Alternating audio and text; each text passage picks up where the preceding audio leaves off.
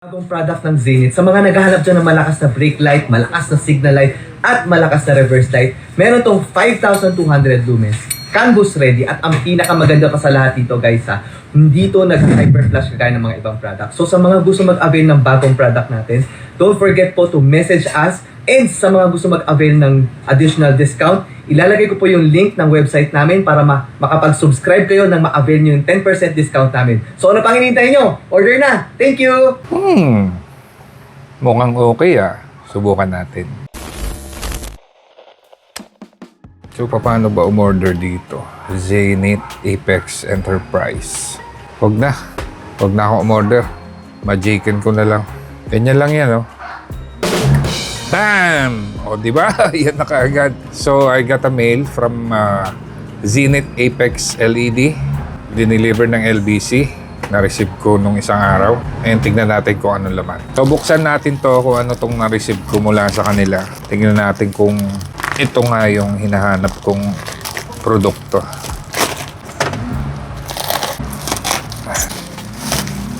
Boom! Hey! So excited. Yun! Tuta.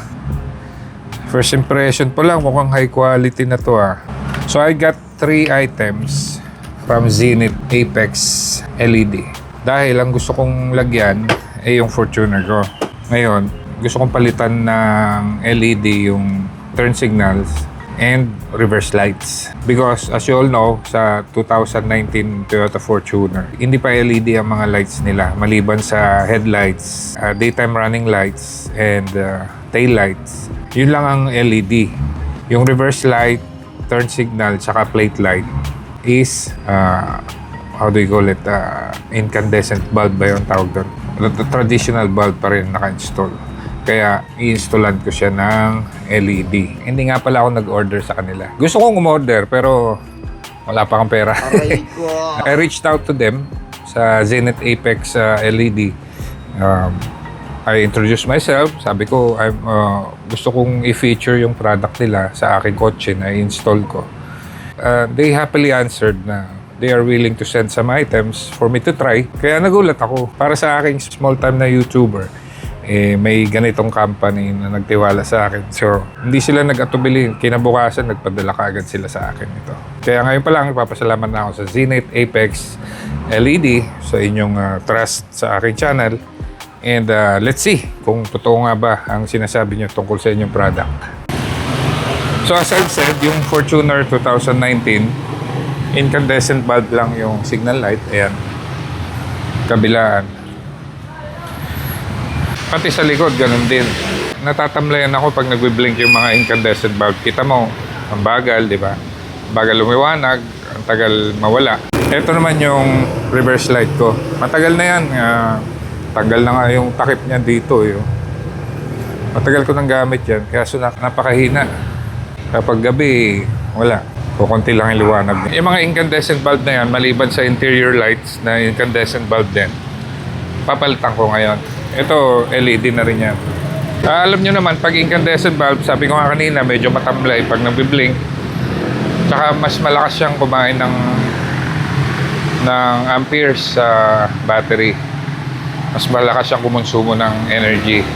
Hindi gagaya ng mga LED na mas maliwanag pero mas mahina ang konsumo sa kuryente or same sa konsumo ng kuryente pero sadyang mas maliwanag nga. Dito sa variant na to na V, naandito yung signal light. Pag G, naandito sa banda rito. Kaya mas mahirap sa G na magpalit. Ewan ko lang dito kasi never ko pa na-try mag-change ng signal light sa V. Pero I guess sa tingin ko mas accessible siya. Pero magsisimula muna ako dito sa likod. Sayang. Nalimutan kong sabihin na gusto ko rin sanang palitan yung plate light kasi incandescent bulb din yung plate light. Kaya medyo dim siya pag gabi. Stuck pa rin yan kasi gusto ko sana yung super bright na puti, kulay puti, di ba? Ang angas tignan. Okay, bali para matanggal tong tail light ng Fortuner, 2 Gs lang. So sa kabila, 2 lang din. Tatanggalin lang to and then ipo-pull out lang tong tail light. Pwede ko na ma-access yung reverse light. Tanggal na yung tornilyo, so hihilahin lang to. Ayan, tanggal na, di ba? So hihilahin lang to pag ganito. Ay, medyo mahirap. Dulas kasi. Yun. Tanggal na. So pagkatanggal na, huwag niyong hihilahin ng gusto dahil nakakabit pa yung mga wires niya. At tumambad ang pagka-dumi-dumi naman. Nangyari dyan. Well, anyways, eto na siya. Dumi. Kubali, ang papalitan natin is reverse light and signal light, which is this one and this one. O kung hindi nyo narinig kanina sa beginning ng video, itong product na Zenith Apex LED has a 1-year warranty. Igigip mo lang tong card na to and then for example napundi, papalitan nila kagad yan. Napakaraming LED lights online like Lazada, Shopee, Temu na sobrang mura, di ba?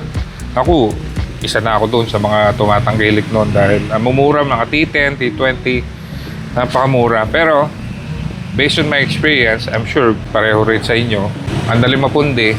Tsaka pag napundi na, within less than a year pa lang, pundido na, hindi na mapapalitan dahil walang warranty. So this one, as I've said, 1-year warranty yan. Okay, dito tayo magsumula sa reverse light. Twist lang to, counterclockwise. Tigas. Tapos hila. Hirap talaga, walang cameraman. Yun. So ito, nung in-install ko to, super bright din to. Kaso hindi nagtagal, mga ilang buwan lang. Naging ano na siya, dim. Ito naman na akong palitan. Kaya for the longest time, ito yung gamit ko. Kaya pag gabi, nagre-reverse ako, parang wala lang. Ito yung isa sa mga sinasabi ko na nabili ko lang online na napakamura. 200 plus lang yata to. Pero walang tibay na maasahan. Ang size nito is T15 yata, I think. Tapos ito T20. I could be wrong. Double check nyo na lang.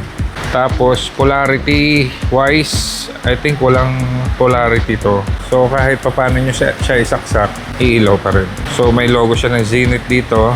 Tapos ang daming ano, ang tawag dyan, capacitor ba yan or what? Try natin. Huwag ka lang babagsak. Okay. Try ko muna kung iilaw. Okay, umilaw siya. Mamaya ko na ipapakita sa inyo. Balik ko na yan. Tapos, twist lang. Clockwise. Yun. Dito naman tayo sa signal light. Turn signal. Stock bulb. T20, I think. Palitan na rin natin ito. Meeting.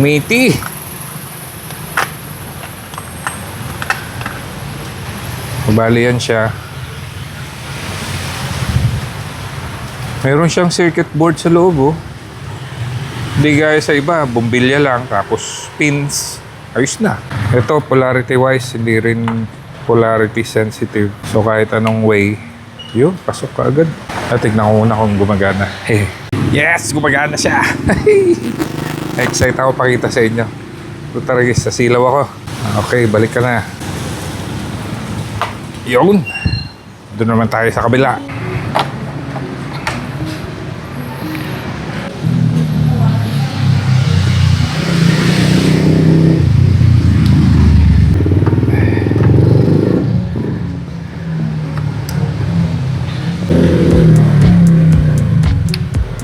Nakabit ka na yung dalawa dito sa left side. Remember guys, pag tinest nyo, hindi umilaw, hugutin nyo lang, i-twist nyo, i-install nyo sa other side. Sigurado iilaw na yan.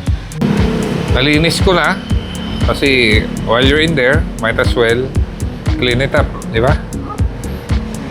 So pagbalik nyan, make sure ila-line up lang itong pin na to, tsaka ito. Ito, dito. Tapos ito, dito naman sa butas na yan. Push nyo lang paloob. Ayun. Ayos na. Tapos balik yung screw.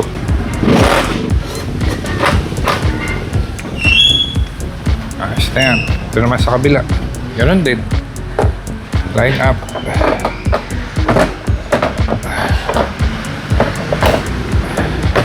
Ayun. Tapos na tayo sa likod. Doon naman sa harap. Okay, dito na tayo sa harap. And, asan ba yun? Signal light dito. So, most probably, accessible siya. Hopefully, may makita. Yun! Kita ko na. Okay, bali tinanggal ko muna to. Yung spout ng windshield washer. Natatanggal naman yan. Nahuhugot. Tanggalin muna tong clip dito. Diyan. Tapos huhugutin lang pataas. Para may access ako doon. Ito. Yan.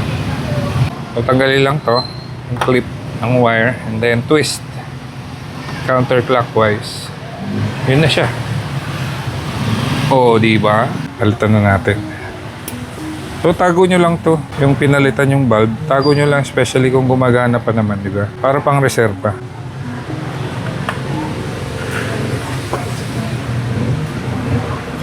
Tsaka ang ganda ng pagkaka, niya, pag sinalpak mo sa loob, nag-i-snap talaga siya. Swak na swak.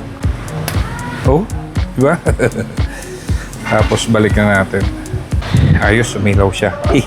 Mamaya nyo na tignan. Mamaya ako napapakita sa inyo. Tapos, balik doon sa yung butas. Ayun, pasok. Tapos, clockwise. Ayun, ayos na. Dito naman tayo. Pila. So, ganun din. Same step. Tanggalin yung clip. Ayun. Buti na lang V itong auto ko. Otherwise, mahirapan kayo magpalit. Nandito kasi yung sa sa G. Next.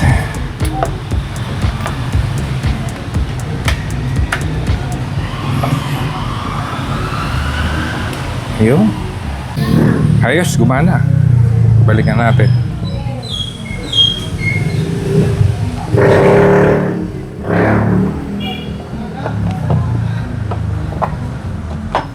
Yes!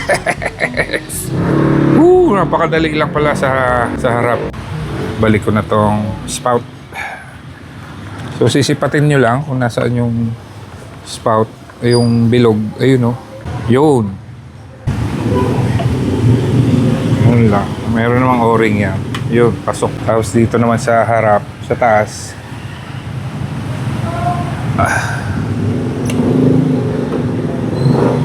Yan.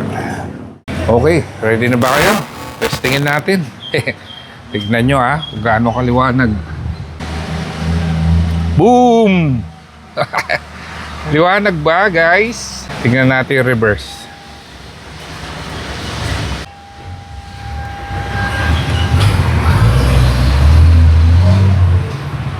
Ay, Diyos ko. Liwanag. Yan sa likod. Ito naman sa harap. O, diba? Ganda. Angas. Yan ang gusto ko sa LED. Instantaneous yung pag-ilaw niya. Instantaneous din yung pagpatay niya. Hindi gagaya sa incandescent bulb. Malamya, matamlay, di ba? So I can wait to test this during the night. I'm sure mas maliwanag pa dyan yan. Pag dumilim na, sigurado napakaliwanag niyan. Ayan, so hindi na ako matatakot umatras niyan sa gabi. Dahil for sure, may illuminate niya na yung surroundings, yung atrasan ko. Alright, success ang installation natin today ng LED lights. I would like to thank Zenith Apex Enterprise for providing me with the lights today. And salamat, napakadali niyong lapitan. Sa mga gaya kong gusto magpalit ng LED, I'm sure magugustuhan niyo itong product na to. Yung link sa kanilang shop and online store is on the video description below. Alright? I-check nyo na lang yung site nila at saka yung mga online stores nila sa Shopee, sa Lazada. I'm sure you will find items na fit para sa inyong auto. Alright? And kung bago ka pa lang sa aking channel, please like, comment, share, and subscribe. Kung gusto nyo magpa-shoutout sa susunod na video, PM nyo lang ako o kaya mag-comment sa video ito. So thank you very much for watching, guys. I will see you in the next one. Breeze in my chest and a thought run free. I don't rush, I don't race, I just float on through. Got a fire